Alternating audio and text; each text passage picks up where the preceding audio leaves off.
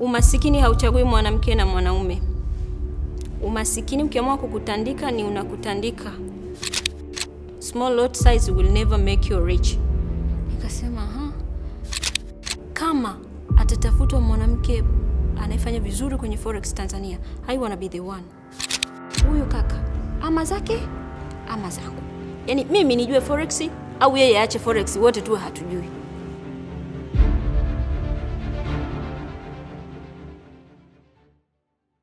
Jina langu zuri naitwa Anita.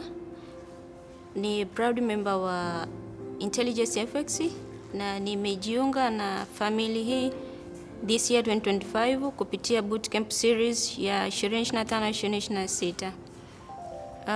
Ninajivunia sana kuwa hapa na nitakupa historia yangu fupi kuhusu safari yangu ya Forex mpaka kufika hapa. Mimi nilianza kusikia Forex wakati nimejiunga na crypto community 2022. By the time wale watu ambao walikuwa wametoka kwenye burani iliyopita 2021 walikuwa wanatuhamasisha kwamba tunaweza kusoma kuhusu crypto. Nilisoma kuhusu crypto, lakini mimi ni mtu ambaye sipendi kuishia vitu, yani sipendagi vitu vidogo vidogo. Kwa hiyo nilivyo join crypto nikatafuta fursa nyingine ambazo zinapatikana ndani ya crypto. Later on nikagundua kwamba kuna kitu kinaitwa future trading. Nilipojifunza future trading ndio hapo nikaanza kusikia kwamba kuna kitu kinafanana na future trading ambacho ni Forex. Nikataka kujua kuna tofauti gani kati ya Forex pamoja na hii future trading ambayo iko kwenye upande wa cryptocurrency. Nikaja kujua tofauti, alafu nikaona kabisa kwamba kitu ambacho kinaweza kunifaa zaidi ni Forex, ambapo tayari ilikuwa imefika 2023. Nikasema sasa nataka kujifunza Forex. By the time nimeshapata mtu wa kunipitisha kidogo kwenye future, lakini alinipa vitabu vingi akaniambia nisome. Plus ni la sababi Kiingereza kinanipiga chenga. Kwa hiyo ilikuwa ni ngumu. Future sikuelewa. Nilishia kupoteza kama $200 kwa sababu kila nikiweka nikibai wanaseli, nikiseli wanabai. Mwisho wa siku nikasema siwezi kuendelea na hii, nikaacha. Sasa nitafute mtu wa kunifunza Forex. Nikapatana na watu, lakini tunapatana mtandaoni, si watu ambao nilikuwa nikifahamiana nao. Mlemle kwenye magrupu, unataka Forex? Kuna mtu anafundisha.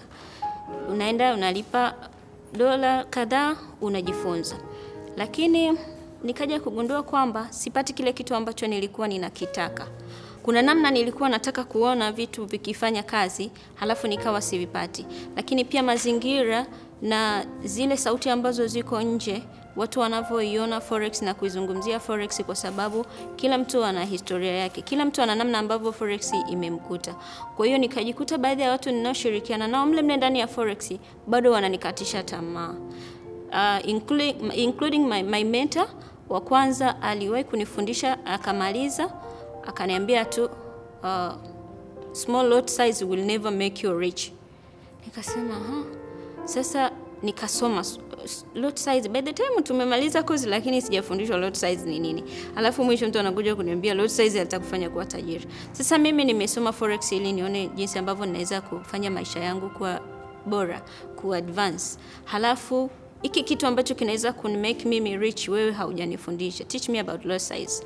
Nikaja kugundua kwamba it's true, they hire the lot size, they hire the profit, but they hire the loss too. Sasa kama tunatafuta faida, inakuwaje tuna riski pakubwa kiasi kwamba tukipoteza tunapata maumivu makali, kwa sababu by then kupoteza kuna maumivu makali sana.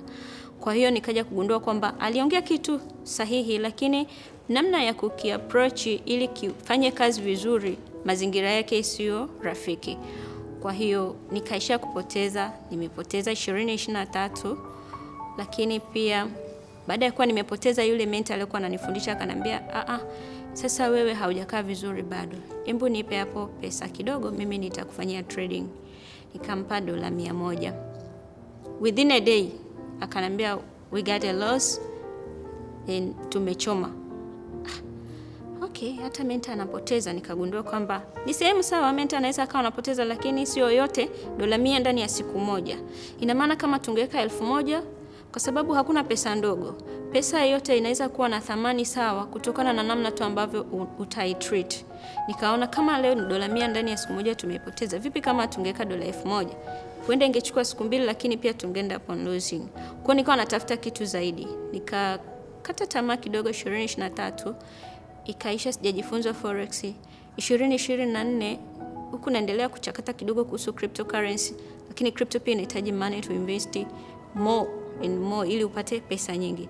Nikasema natafuta kitu ambacho kitakuwa chepesi, hata kama nitaweka pesa angalau, lakini yani isiwe ile, sababu tunajua kuinvest kwenye crypto kuna wale watu ambao wanapitia na bahati tu kwamba kaweka $100 zimepanda mara 20 mara 30, lakini kiuhalisia inabidi uwekeze zaidi. Kwa hiyo nikawa natafuta kitu ambacho kitanifikisha pale ambapo ninapataka. Baada ya kukaa muda mrefu kidogo bila kufanya trading 2023, kwa sababu ndani ya forex ukiachana na kwamba nimepoteza, niliona kabisa kwamba kuna kitu ambacho mimi kitanifikisha pale ninapopataka kutokana na ukubwa wa malengo ambayo ninayo. Kwa sababu tunajua tukiwa tunaishi, kila mtu ana vision yake, kila mtu ana namna ambavyo anajiona akifikisha 50s 60s. Sasa nikajiangalia, okay, sawa, naweza nikalima, naweza nikauza vitenge, naweza sasa hivi nikarani, nikafungua mgahawa, lakini vipi nikifikisha miaka 60 65 nitakuwa sina nguvu? Ni kitu gani ambacho kitakuwa kirahisi kwangu ambacho I can run bila kutumia nguvu kubwa sana, just niwe tu na knowledge? Nikaona kabisa forex itanifikisha, lakini ukiachana na hivyo pia ukubwa wa yale malengo ambayo ninao, nikaona kabisa kwamba ninahitaji kitu ambacho kitanipa pesa nyingi. Sio tu nifungue duka, niweke mchele na sukari, nitazekea hapo bila kupata kitu ninachokitaka. Kwa hiyo nilikaa nyuma kidogo, lakini haikuwa sababu ya kuniangusha, kwa sababu maono yangu yalikuwa bado yanaishi. Nilikuwa na ndoto ambazo zinaishi ndani yangu, kila siku zinanikosesha usingizi. Nikaamka tena nikaanza kusearch ni nani atanifunza. Nikapatana na mentor mwingine akanifunza, lakini hakunipa bado kitu ninachokitaka. Unajua ukiwa na kiu, yani unatafuta maji, the only thing that will make you free it's just having water. Yani unataka maji tu, si ndio? Kwa mimi yale maji nilikuwa bado sijayapata. Nilikuwa natafuta maji ili nipate kuridhisha moyo wangu. Niliendelea kupambana 2024, lakini wakati niko katika kujifunza ilikuwa nikipata pesa kidogo, kwa sababu I know how to place order na close na kuset stop loss. Nilikuwa najaribu kuingia. Kuna muda nilikuwa na spend even 7 hours kwenye chati. Yani imagine candlestick ya dakika moja inapofungua, nafungua nayo, ikipanda napanda nayo, ikishuka na shuka nayo, mpaka ina close 1 hour. Nimekaa hivi kwenye. I just need to see how the market is working, how is running, which makes it to run. Afu naangalia na muda hivi ni nini. Lakini kwa sababu sina kitu cha kuniongeza kutoka pale, nikawa bado najifunza vitu, lakini vichache sana ambavyo at the end of the day havija work out. Kwa hiyo nikaendelea kuchoma hivyo $10, $10, $20 ninavyoweka na choma. Nimepata profit ya $10 ngapi nimechoma? 2024 mwezi wa 10 nilikuwa niko YouTube, ninaendelea kutafuta maarifa kwa watu mbalimbali. Kuna jamaa mmoja Marekani nilikuwa ninamfuatilia, lakini pia sometimes namuelewa, muda mwingine simuelewi. Kiingereza kwa mtu ambaye kimemkolea, kina flow, kuna maneno husikii. Kwa hiyo kilikuwa kinanishinda. Nikasema okay, bado nataka mtu kunifikisha ninapopataka. Nikapita siku moja, nimeandika ile tarehe, nafikiri kama sio tarehe 20 ni 22 mwezi wa 10. Nikamwona bro Amrisari ameposti video yake YouTube. By then mimi nimeijua Intelligence FX kupitia YouTube. Nikasikiliza video yake, it was around 40 minutes if I'm not mistaken. Niliposikiliza ile video, nilikuwa nimekaa room peke yangu, nikasema by then nilikuwa sijui kama nyuma yake kuna kitu kikubwa kama Intelligence FX. Lakini mimi nilivyoiangalia ile video nilivyomaza, nikasema huyu kaka ama zake ama zangu. Yani mimi nijue forex au yeye aache forex, wote tu hatujui. Hicho ndio kitu niliongea nikiwa room peke yangu. Okay, mwisho wa ile video nikaona namba ya simu. Huwa kuna zile link ambazo zinakuwa chini ya description na namba. Nikachukua ile namba, nikamcheki yule admin, nikawasiliana naye, akanielekeza kitu cha kufanya, akaniambia ukitaka kujua fee zote structure, ingia kwenye Intelligence FX hapo. Haikunichukua muda, nika download ile application, nikaangalia mle ndani. sawa, ada ipo, nimeona kila kitu, lakini kwa sababu sipendagi vitu vidogo na yani mimi hata ukiniambia twende tukaangalia eneo tunataka tununue robo eka, I picture about 5 acres, 6 acres, 10 acres. Kwa nilivyoona okay, kuna package sawa ya $200. By the time I don't have money, kuna package ya $400. Kuna package mimi sitaki hizi. Najua the higher the price, kuna kitu zaidi. Yani hata mchele unavyokuta sokoni, mchele wa 1,800 ni tofauti kabisa na mchele wa 3,500. Mchele wa 3,500 hauhitaji hata uchambue. Unachota, unaosha. Lakini mchele wa 1,800, 2,000, kuna machuya humo, kuna mawe humo, kuna a lot of things. Kuna vile vimbegu fulani vinakuwa kwenye mchele vyeusi. Nikasema huku even though ndo hawa wanaofundisha, lakini I'm very sure huku kwenye package kubwa kuna kitu cha ziada. Sasa okay, twende kwenye pesa. Sasa hii pesa sawa, nimependa huku pakubwa.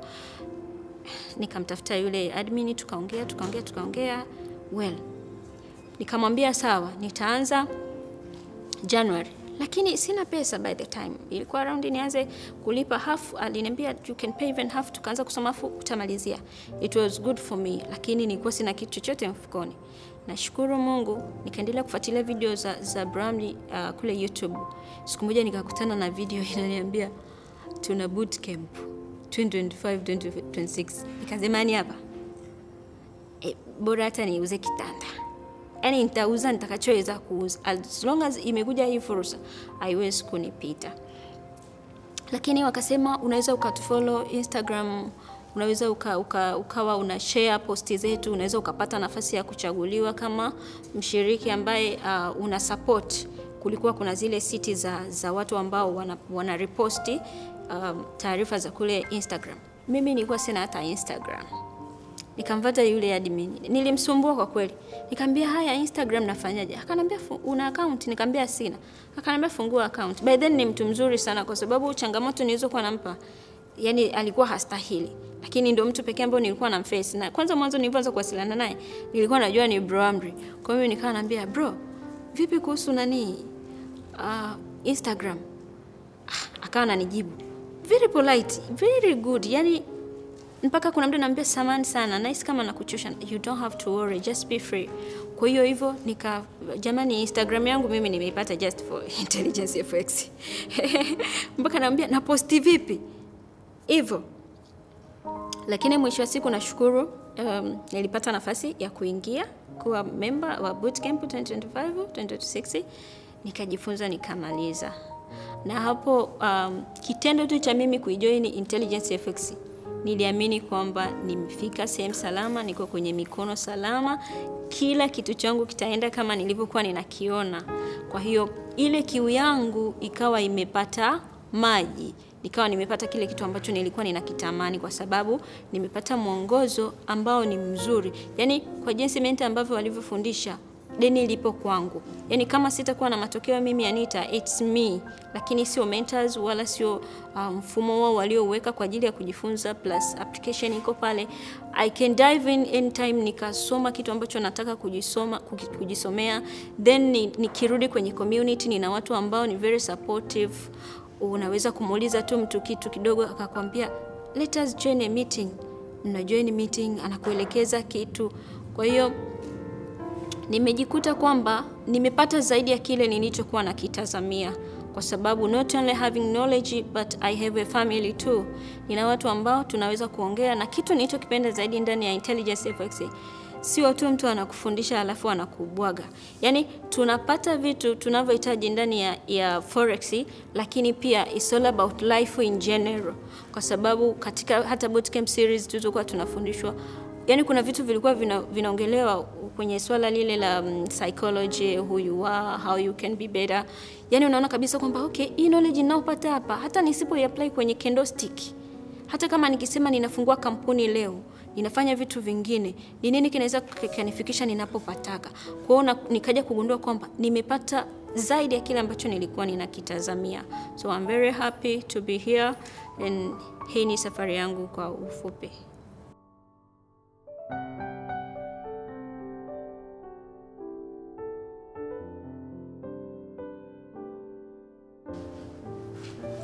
Kitu ambacho nimekipata cha utofauti ukiachana na mentors wengine niliopitia na huku ndani ya Intelligence FX ni kwamba nafikiri hapa nyuma pia niliongea kwa uchache kwamba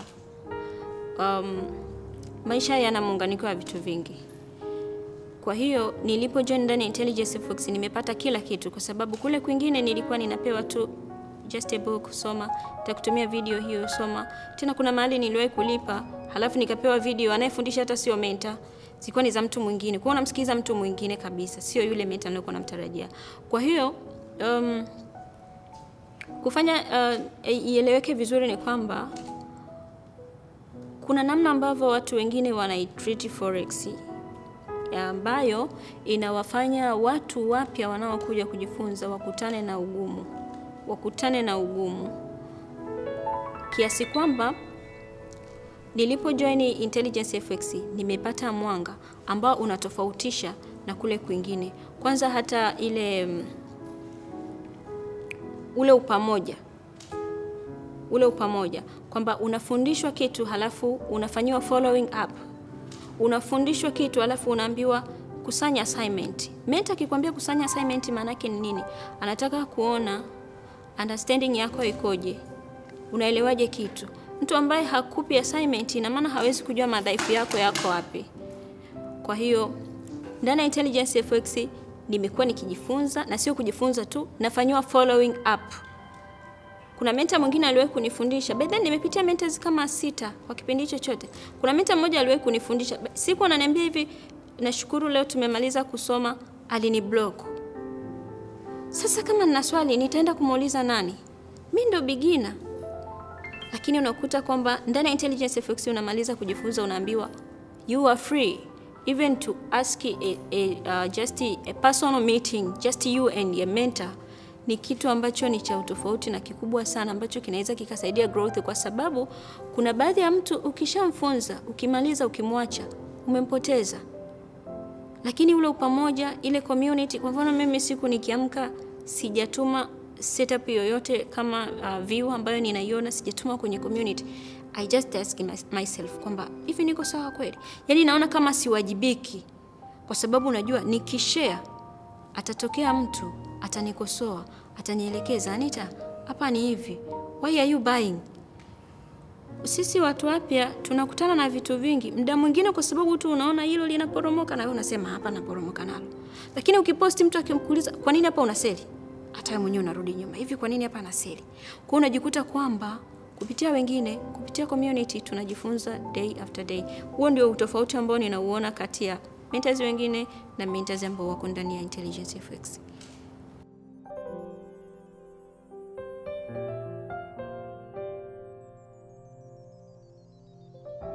Significant change ambayo nimeipata baada ya kujoin Intelligence FX ama katika safari yangu, nichukulie Intelligence FX kwa sababu huko kwingine sikuwa na changes yote, kwa sababu sikuwa na vitu ambavyo vinanifanya nikue.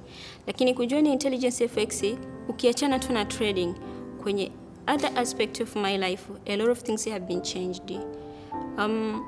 Nimekuwa na ratiba ambayo imenyoka, lakini pia nimejikuta ninahamasika sana kuendelea kujifunza lugha. Hapo tunawapongeza Intelligence FX, mmeniweza. Maana kuna kipindi nilikuwa nikiingia kule kwenye ile community sasa nachukua dakika 10 just a single sentence. Huko unaandika inabidi niingie kwenye kamusi huko. Lakini nilikuwa nikienda kule kwenye community, unajua sisi tuliotoka bootcamp bado tuna ka group ketu kule pembeni. Nakuja huko naambia wanangu, Kiingereza kinanimaliza nguvu. Yaani najiona kabisa nakonda. Lakini it was just a part of joking. Lakini mwisho wa siku nimejikuta ninahamasika sana kuendelea kujifunza lugha, kwa sababu not only just in forex, nikajikuta kwamba hata kama kwa sababu ya vision nilizokuwa nazo, hata nikitaka kufanya international business, sitakutana na kila mtu anajua Kiswahili au anajua Kisambaa. Kuna international language, so I have to focus with it. Nimejifunza Kiingereza and I'm very proud of it. Sasa hata nikikutana na maana watoto siku hizi mnajua ni wasomi mtoto anaenda shule kwa kirudi anaanza kupongelesha amweleani. Lakini sasa hivi I feel very proud. Lakini pia kitu kingine nimejikuta napata tabia ambayo hii tabia nimekuja kugundua kwamba ni miongoni mwa vitu ambavyo vinaweza kukufanya kuwa na kumbukumbu hata utakapokuwa mzee. Reading books. Jamani, kusoma vitabu kumenisaidia na kote nimekupata ndani ya Intelligence FX. Sasa hivi tangu nimetoka bootcamp, imagine mwezi wa pili nafikiri ndio tumemaliza. Mpaka sasa hivi sijisifi tu kwamba nimenunua vitabu vingi, lakini ninajiona nikisoma. Yaani siku ikipita sijasoma kitabu, naona kabisa sijaitendea siku yangu haki. Inabidi nisome kitabu, ninapata maarifa mengi zaidi, mengine ni ya kuniongezea kwenye forex, lakini mengine ni ya other part of life kwa sababu maisha yana vitu vingi. We are not dealing only with forex. Kwa hiyo nimekuwa na tabia za kusoma vitabu. Nimenunua vitabu sasa hivi nina kashelfu, nina vitabu kama 12 hivi, imagine. Kwa hiyo najiona nikikua, lakini pia nikatafuta faida za kusoma vitabu.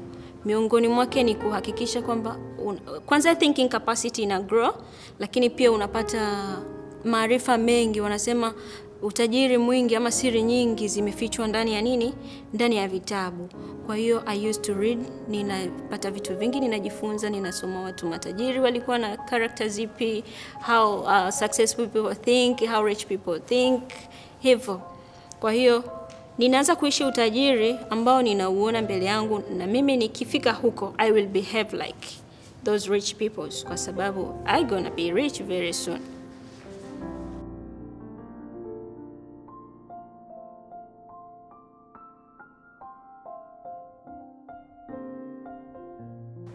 Namna ambavyo naweza encourage society hasa kwenye upande wa financial markets. Sisi wanawake kweli tuko nyuma kwa sababu hata mimi tangu nimeanza kufuatilia forex, kama nimekutana na wadada ni ndani ya Intelligence FX. Huko kwingine kote kila mwanamke unayemwambia tusome forex anakwambia hapana, hiyo sio ya kwangu.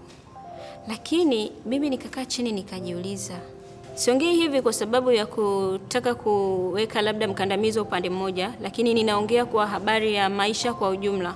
Kwamba when it comes to life, umasikini hauchagui mwanamke na mwanaume. Umasikini ukiamua kukutandika ni unakutandika, haijalishi wewe ni nani. Kwa hiyo mimi nilipoona hiki, alafu nikikutana na wadada wengi wananiambia forex hapana, mimi nikasema mimi nataka kuwa wa tofauti.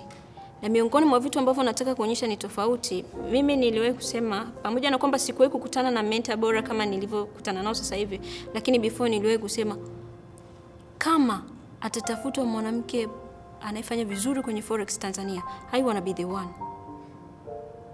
By the time nilikuwa bado sijapata kitu sahihi, bado natafuta maji yangu, nina kiu, lakini ninajiona sehemu. Kwa wadada niliokutana nao wakiniambia forex hapana ni ngumu, nikasema kila kitu kigumu kina mafanikio makubwa. Yaani kuna ile sentence wanasema ukitaka kuwa wa kawaida, fanya vitu vya kawaida ambavyo kila mtu anaweza kuvifanya. Lakini ukitaka kuwa tofauti, fanya kitu ambacho hata mtu akikutazama hivi anasema una moyo. Wewe umepoteza akaunti 10 wewe afu bado unaendelea kutafuta $40 uziweke huko. Are you okay? Yaani kuna mahali inabidi ufike kutokana na ukubwa wa malengo yako. Yaani usitake kila mtu akuelewe. Just know yourself, understand yourself, accept yourself. Mimi nasemaga it's a self love to give the best to yourself. Kwa sababu when it comes huna, nobody cares. Kwa mimi nikasema okay, sasa kama ni shida ni zangu, kama ni kupata ni mimi, let me go. As long as wanaume wanafanya na hiki kitu hakimpi lebo kwamba huyu akifanya awe mbaba, mimi naweza nikafanya. Kwa hiyo mdada yoyote ambaye anaihofia forex, mimi naanzaga sana kutaka kumjudge kwamba ana maono gani, kwa sababu ukubwa wa malengo hauwezi kukufanya ulale. You will find a way. Kwa nikimsikia mtu ana crash forex na ukubwa mimi ni au financial market in general, ukubwa mimi niliouona, kwanza naanza kujiuliza huyu dada una maono gani? Una mipango gani ya miaka 10 inayokuja? Unajionaje kwenye imagination unapokuwa mzee? Vipi watoto wako, vipi wajukuu zako watakapokuwa wanakuja kukutembelea? Will they be proud of you? Will you leave a legacy? Nikaona kabisa kwamba kuna namna ya kufanya vitu kwa tofauti, na ili ifike hatua kwamba tuamini kwamba hata mwanamke anaweza kufanya forex. Let me do. It doesn't matter how long it will take, lakini I will make sure inakuwa the best among the best.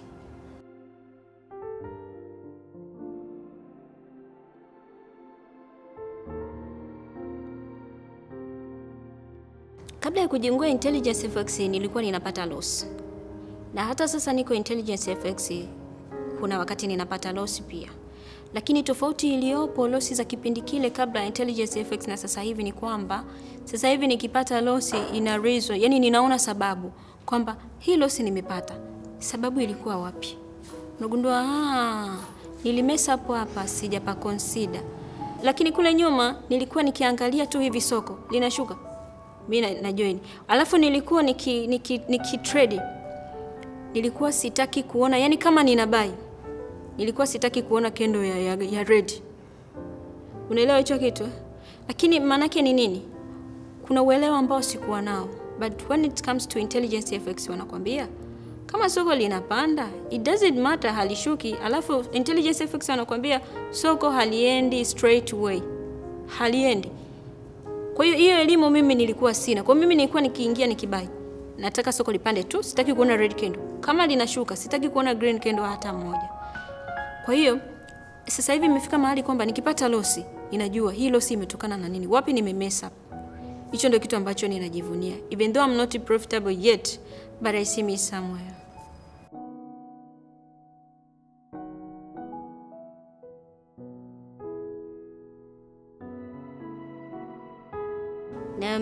Baada ya kujifunza forex, nimehamasika pia kuendelea kuwa na cryptocurrency kutokana na faida nilizozifahamu ndani ya cryptocurrency, kwa sababu ya reference ya cryptos ambazo zimepita, ambazo nikagundua kwamba ndani ya cryptocurrency ni uwekezaji wa muda mrefu.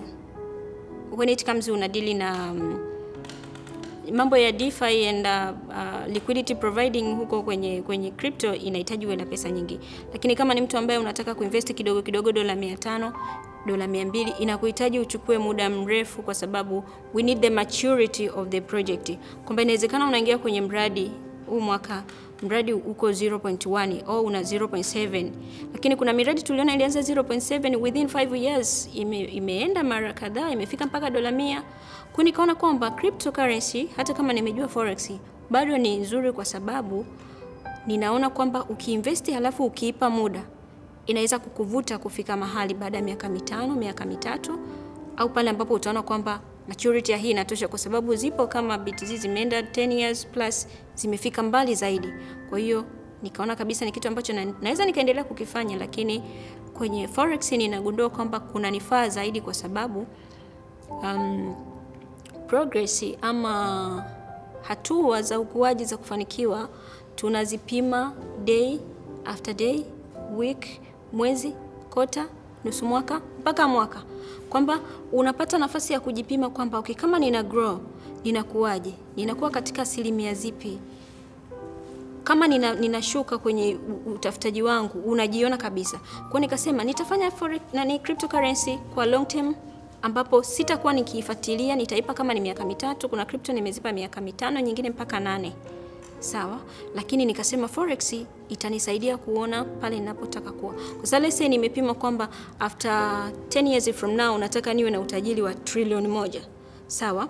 Hii trilioni 1 sitakiwi nione kule kwenye 10 years. Nitatakiwa nione as I go. Kwa hiyo nikaona kwamba forex itanipush sana kuhakikisha kwamba ninaona ukuaji wangu hatua kwa hatua.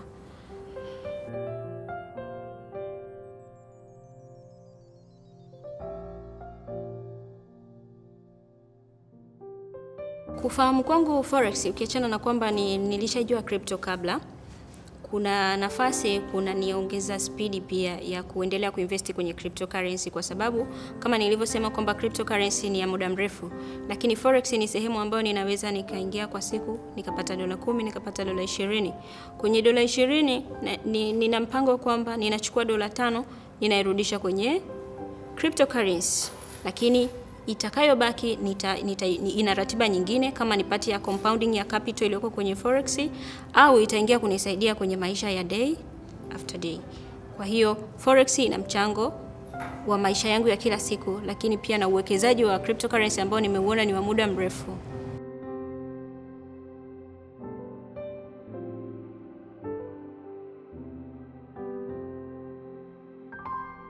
Kujua crypto mimi nasema ndio kitu kimenifanya nijue forex. Na kwa sababu nilikuwa nina ABC ambazo nilikuwa ninazijua kwenye cryptocurrency. Hasa kumbuka nilisema nilianza na ile future trading.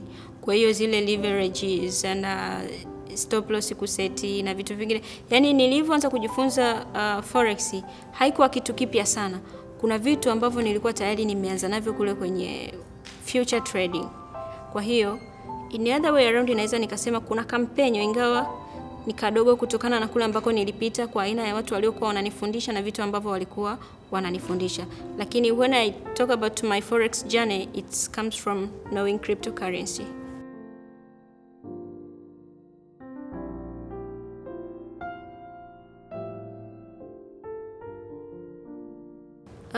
Wakati natafuta mtu wa kunifunza forex, nikifika mahali nikisema kwamba hapa sijapata bado kitu ninachokitaka, sikuwa na kitu exactly ninachojua kwamba hiki ndio kinafaa kujua ili mtu afanye forex.